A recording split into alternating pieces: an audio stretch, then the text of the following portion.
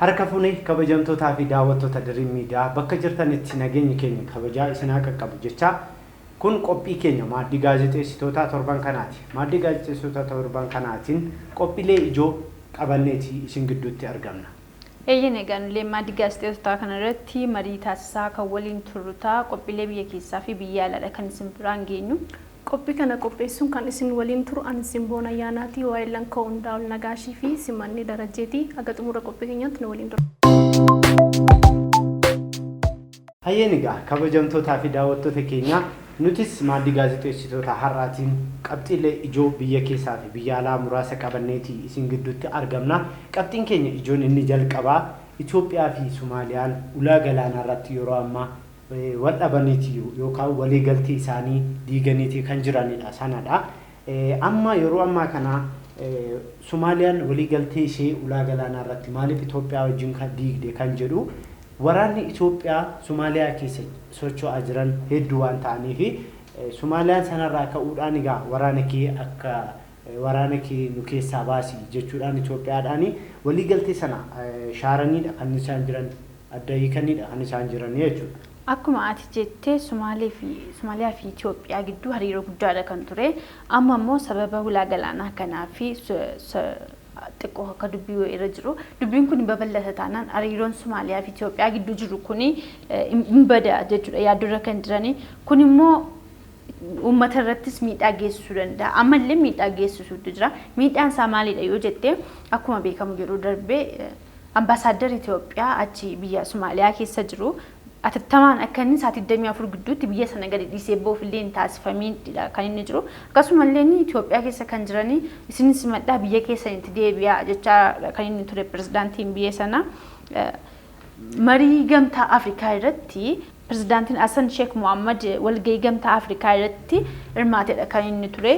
Hirmaannaa sana irratti sodaachifamuudhaan doorsifamuudhaan guyyaa tokko qofadha kan inni tursiisee deebi'ee jedhanidha kan isaan dubbatanii turan. Eeyyeen egaa Itoophiyaan waraana gosa lamadha kan isheen Somaaliyaa keessatti qabdu. Tokko gamtaa Afrikaa fi yoo ta'u lammataa waliigaltee biyyoota lamaan kan bobba'edha. Akkuma beekamullee Somaaliyaan Itoophiyaaf ergaa beeksistee boodallee US muddamni kun akka tasgabbaa'ullee gaafattee turte.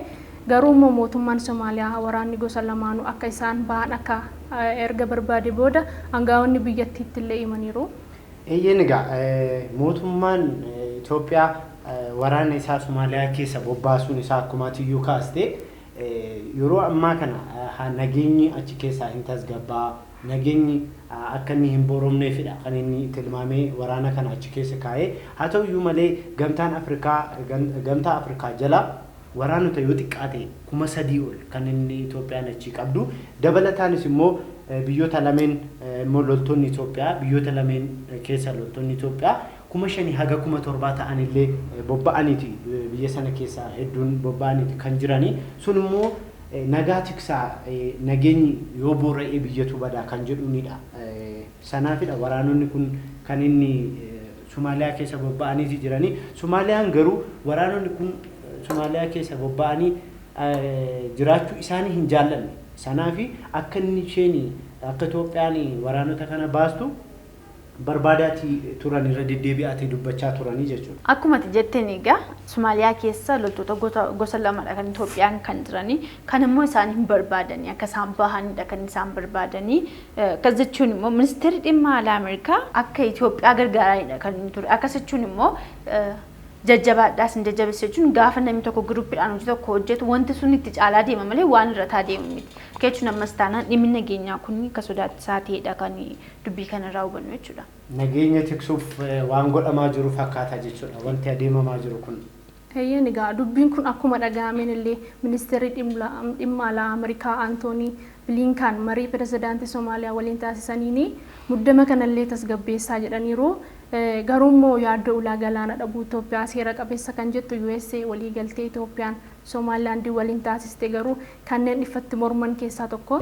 Kana mormuun isaanii gaa ulaa galaanaa waldhabdeen isaanii kuni gaafa waldhabdeen tokko uumamu biyyoonni kun biyyoota ollaati. Itoophiyaa fi Somaaliyaa jechuun biyyoota ollaati. Gaafa waldhabdeen uumamu nageenyatu bora'a jechuudha. Nageenyi gaafa bora'u immoo lammiileen Itoophiyaas ta'ee kan Somaaliyaa biyyoonni ollaa wal keessa deemanii wal keessa kan jiraatanii biyyoota lammiilee kanaaf biyyoota lameen kana keessattiyyuu gaafa waliigalteen walitti bu'iinsi adeemamu jechuudha baay'ee yaaddessaadha nageenyaaf jechuudha gaafa walitti bu'iinsi uumamu nagaatu badaa jechuudha nagaan biyya tokko keessaa bade jechuun immoo guddinni biyya tokko baay'ee xiqqaadha jechuudha gara boodaatti hin kufaa jechuudha maaliif jennaan lammiileen biyya tokko keessa jiraatan kamiyyuu hojjeteedha kan jiraatu nagaan hin jiru taanaan garuu lammiin kamiyyuu bobba'ee hojjetee biyya isaas ta'ee mataa isaa jijjiiruun baay'ee ulfaata kanaan saaxilamutti deema gaafa wal dhabdeen garaa garaa uumamu haa ta'uti garuu Itoophiyaan ifatti baasuu haadhistu iyyuu malee ulaa galaanaa kana walii galuuf waan adeemaa jirtu fakkaata. Eeyyin egaa Profeesar Mararaa Guddinaan Itoophiyaan Somaaliyaa seenuu hin qabdu daangaa eeguu qabdi malee jechuudhaan mormaa kan turanidha. Waraanni Itoophiyaa akka isheen gara Somaaliyaa hin seennedha kan isaan dubbachaa turani. Profeesar Mararaa Guddinaa paartii mormituudha nama cimaa isaanillee dursa otoo taateen kun hin ta'ini jalqabumaa maaliif seenuu hin qabdu kan jedhaniini kan isaan dubbachaa turani seenuun ishee akka sirriin taanettidha isaan kan ibsaa turani maaliif jennaan loltoonni achi keessa socho'an kun loltoota Itoophiyaati biyyi kun biyya Somaaliyaadha yaaddofti jechuudha biyyi sun yaaddofti so daangaarra jiraachuu qabu kan jedhaniini isaanillee kan kaasaa turan. Eeyyega biyya tokko keessatti biyyi tokko guddachuu fi sadarkaa guddinaa tokko irra gahuufillee dhala namaafillee uummataafillee nagaadha. Eeyyen egaa akkuma tiyyuu jettee nagaan biyya tokkoof murteessaadha. Biyya tokko immoo yoo wal bukkee jiraatanii maatii keessatti illee bakka kamittiyyuu nagaan isa jalqabaati. Kanaafuu biyya lameen kana gidduutti nagaa hawwina. Wanti gidduu isaanii jiru akka furamuuf akka adeemamu abdii guddaa qaba akka Itoophiyaanis dubbattetti. Hayyeen egaa kabajamtootaa fi daawwattoota keenya sagantaan keenya maaddii gaazexeessitootaa akkuma itti fufetti jira. Qophiin keenya qabxii ijoon lammaffaa irratti isin biraan geenyu ogbarruun Oromoo yeroo ammaa kana maal fakkaata maalirra jira haalli guddina isaa maal fakkaata mudannoon garaa garaa achi keessatti ta'u maal fakkaata kan jedhu qabxiilee ijoo muraasaa funaannannee kan isin biraan geenyudha. Egaa akkuma jettee gara aartii Oromootti gaafa deemnu kan duriirra kan ammaa hedduu kan baay'ee namatti tolu nama gammachiisudha. Bakkeerraallee kan nama waamudha jechuudha. Gara sirbaatiin, gara fiilmiitiin, gara diraamaatiin, gama tiyaatiraatiin kanaan dura tiyaatirri tokko gaafa hojjetamu namni illee galma seenee ilaalu ture. Akka tini sodaatti sin fudhatu turani. Amma garuu tiyaatirris ta'ee gama ogbarruu yookiin kitaaba barreessuutiin illee keessumaa amma immoo galmiyyuu dhibamaa jira baay'ina kitaaba barreessuurraan illee kan ka'e kun immoo hedduu guddina aartiitiif hedduu waan nama gammachiisudha. Eeyyeen egaa akkuma jettee aartiin Oromoo isa duriirra amma jijjiirama guddaatu jira. Amma aartiin asoosama garaa garaa kitaaballee fiilmiillee babbareedootu dhufaa jira. Eeyyeen egaa akkuma isin kaastanii aartii jechuun meeshaa lolaati saba tokkoo fi aartii jechuun ergaa kee seenaa durii kan irraa barattu keessumaayyuu ergaa kanatti ittiin dabarfattu yeroo ammaa kana aartiidha sanaan dabalee ittiin loluu hin dandeessa ofirraa jechuudha aartii jechuun meeshaa lolaa keessaa isa tokkodha haa ta'u yeroo ammaa kana bifa ogbarruutiin kanneen maxxanfaman keessumaa bakka guddaa kan qabu ogbarruudha maaliif jennaan wanti bifa ogbarruutiin taa'e tokko dhalootatti darba seenaa baroottan jaarraa tokko jaarraa lama duuba seenaa Oromoon qabu bifa gadaadhaanis ta'e seenaa Oromoon ittiin bulaa ture sana kan nuti irraa barru bifa ogbarruutiin waan nuuf qophaa'ee taa'e jechuudha yeroo ammaa bakka garaa garaatti kitaabonni bifa asoosamaatiin illee bifa walalootiin illee bifa xiinsammuutiin illee kitaabota hedduudha kan maxxanfamaa jiru sun gaafa ilaallu baay'ee jijjiirama guddaadhaan kan nama hawwatu sanarratti shoora olaanaa kan taphatan gulaaltonni illee baay'ee yeroo ammaa kana iddoo guddaadha kan qabanii hojii guddaa kan nama boonsu kan isaan hojjechaa jiran jechuudha. Egaa akkuma jettee kan baay'ee nama gammachiisu immoo afaan Oromoo qofaan osoo hin taane afaan saba biraan illee kan irratti hojjetamaa jirudha. Lammiin Eertiraa kan ta'an Asmaraa Diggasaa kan jedhamu waggaa 45 oliidhaa fi seenaa fi sirna gadaa Oromoo qorate addunyaatti makee jira kitaaba lama barreesse seenaa Oromoo maal akka ta'e maalirra immoo akka jiru sirna gadaa Oromoo kana qorateedha kan inni addunyaa wajjin ol beeksisee jiru jechuudha. Akkasumallee egaa gidduu kanallee kitaabota hedduudha kan eebbifamaa turanii isaan keessaa tokko kan fakkeenya guddaa nuuf ta'e barreessaa kan ta'e beekamaa Gaaromsaa Margaa lubbuudhaan kan hin jirre waggaa 5 dura kan boqote jechuudha. Akkas jechuun wanti ati dura kaastee turte qalamni barreesse yoomillee hin badu jettee ni turte kun dhugaadha. Akkas jechuun waggaa 5 dura wanti inni barreessee boqote kuni kaleessa ija hojii isaatiidha kan nuti agarree turre. Obboleessi isaalleen eebbisiisee haala bareedaadhaanidha kan isaan irra turanii. Eeyyega akkuma tiyyuu kaastee ogbarruun Oromoo bifa kitaabaa qofaa miti yeroo ammaa kan inni odeessii bira ga'aati uummata bira ga'aati jiru. Uummanni haga yoonaatti bifa kitaabaatiin dubbisaa ture amma garuu jijjiiramni baay'ee nama boonsu yookaan baay'ee nama hawwatu suur-sagaleedhaan illee kan inni qophaa'utti dhufaatii jiru. Kana jechuun namoonni dubbisuu hin dandeenye namoonni hawwiisaa qabanii seenaa baruu barbaadanii ka'anii haala dubbisuu irratti isaan rakkisu gurra isaanii qofaan dhaggeeffatanii waan tokko hubachuu danda'u jechuudha. Ogbarruun Oromoo haga sadarkaa kanaatti illee jijjiirama kan onnatedha. Akkuma jettee kana qofallee miti bifa dardaraarotiin illee hojii gurguddaatu agarsiifamaa jira. Tiyaatiraan illee fiilmii garaagaraatiin illee waan gurguddaatu agarsiifamaa jira. Egaa aartiin Oromoo amma addunyaatti illee beedha kan inni mul'ataa jiru.